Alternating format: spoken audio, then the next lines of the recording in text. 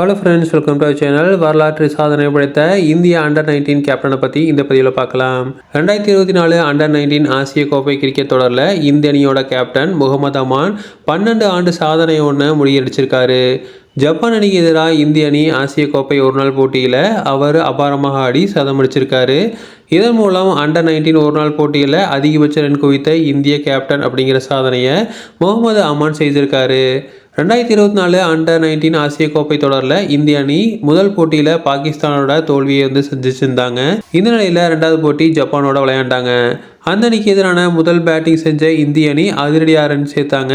துவக்க வீரர் ஆயுஷ் மாத்ரே 29 பந்தில் 54 ரன்கள் சேர்த்தாரு. கேபி கார்த்திகேயா 49 பந்துகளில் 57 ரன் எடுத்தாங்க.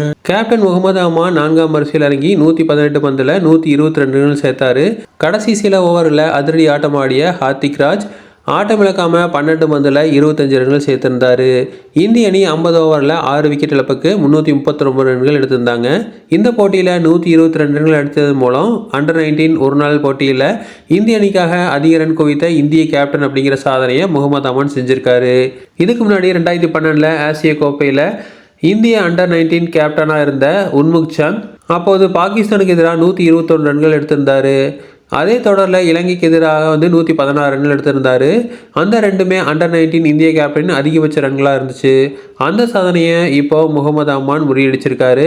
இந்த போட்டியில் ஜப்பான் அணி பேட்டிங்கில் திணறி 50 ஓவரில் 8 விக்கெட் இழப்புக்கு 128 ரன்கள் மட்டும்தான் எடுத்தாங்க. இதனால் இந்திய அணி 211 ரன்கள் வித்தியாசத்தில் வெற்றி பெற்றிருக்காங்க. தொடர்ந்து இந்த மாதிரி இன்ஃபர்மேஷன் வேணும் அப்படின்னு எங்கள் சேனலை சப்ஸ்கிரைப் பண்ணுங்கள். தேங்க்யூ.